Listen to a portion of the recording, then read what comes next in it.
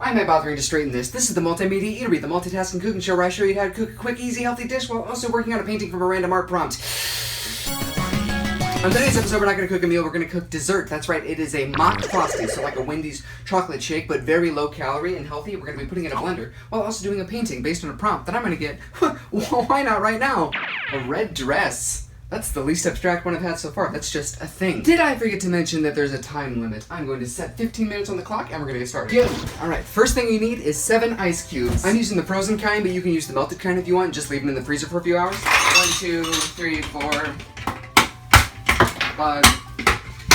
Now let's move straight to this. It's a red dress. So, alright, I found an old red Hawaiian shirt that I no longer want. So this is going to metaphorically represent the end of my old style. Ooh, got me right in the nerd. Oh man, that's bad. I am not a seamstress, but it does seem like stress to me. Does that look like a dress? A red dress really seems like a film noir prompt. Like, I saw her when she walked in. She was wearing a red dress, and I could tell by the way she took a long drag on her cigarette that she would have a increased risk of lung cancer. Next up is 1 cup of milk. Now, I use cashew milk because did you know it takes a full gallon of water to grow a single almond? And did you know that it takes a full bottle of rum to make 1 ounce of self-esteem? That was a joke that we call self-deprecating. I don't actually drink rum that much, guys. Oh. Anyway, where was I? I'm just kidding, I poured it all in here. If we're gonna go with the film noir, it's like an evidence left behind at a crime scene, so let's add more evidence. Bloody thumbprint. I'm okay to leave that behind because luckily I'm not even in the fingerprint system. I've never broken the law. The most I've ever done is leave the fridge open, which my parents acted like was a heinous crime. It's really not a big deal. So anyway, next up is 2 tablespoons of chocolate pudding mix, which I thought was up there, but it's not. I gotta dig for it. There we go. No, it's all vanilla! And no, I have some. Oh my god, I might not have chocolate pudding mix. Got it. 2 tablespoons. So this is the sugar-free kind, so it's not very sweet. So what we want to do is take a full bag of sugar and just eviscerate it over the... I'm just kidding. I gotta stop making jokes. But seriously, 2 tablespoons of chocolate pudding. I find that it gives it a nice chocolatey taste and a nice pudding texture. And normally it says to add like 2 packets of Splenda or stevia or some kind of sweetener, but I'm just gonna use this stuff, which I've never used before, but it's this highly concentrated artificial sweetener. This stuff is so concentrated, it's not even funny. Look, it has 200 servings. No, stop laughing. It's not funny. Squirt this from a huge distance. Let's see if I can get it from really far back.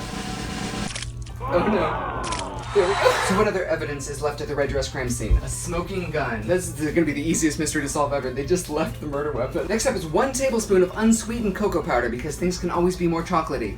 My mom always said, life is like a box of chocolates. They put needles and razor blades in them and then give them out to trick-or-treaters. I always watched all those fear-mongering news stories, you know? Maybe I should do another take of that. Life is like a box of chocolates. At the end of it, you're fat. If life was really like a box of chocolates, then 1% of us would have a full box of chocolates and the rest of us would just open it and it'd be like empty. There'd just be like a few chocolate shavings left and maybe some root beer flavored hard candies. This is really pessimistic. Okay, life is like a box of chocolates. We should be thankful that we have chocolate at all. Wow, that took forever just to add that. Is it only 1? Yeah, it's only 1 tablespoon. Oh, it's a teaspoon. Whoops, this is gonna be too chocolatey. Okay, I have an idea. You guys have heard of the cinnamon challenge, but have you heard of the cocoa challenge?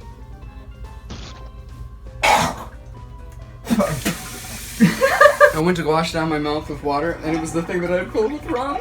Next up is 2 tablespoons Cool Whip. No. The next evidence is this half-drunk glass of brandy. Actually, this is a little glass of mock Frosty like this, because it's healthy and she was watching her figure. But, you know what? All sizes are beautiful. But I'm just saying, if you're gonna try to get down to a dress size like that, negative 112, you might want to cut back. 2 minutes left. Okay, we're doing all right. Okay, now 1 teaspoon vanilla extract. Where'd it go? Here we go. Ideally, you get real vanilla, but I don't have that. I don't actually know how they make it. Maybe they extract it from people with really vanilla opinions. Let's see. I like the band U2.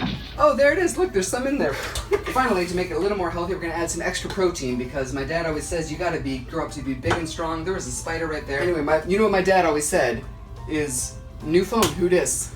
He always pretends that he doesn't know my number, or then he'll accidentally block me, and then he'll never unblock me. It's this funny thing that he does. Okay, we're almost out of time, so now you just gotta blend. Just kidding, I wasn't saying anything. Ha ha ha, funny joke. Time's up. And we're done. Who killed this poor doll? Who's to say? Let's do some DNA tests and we'll find out who killed her in a few years. Because DNA testing takes a surprisingly long time. If I had to guess about who killed her, I'd probably say that cat right there. Look, he's turning red right now. He's blushing because he knows he's guilty. Thanks so much for watching, and remember, if you come across a crime scene, find the nearest butler, because they did it.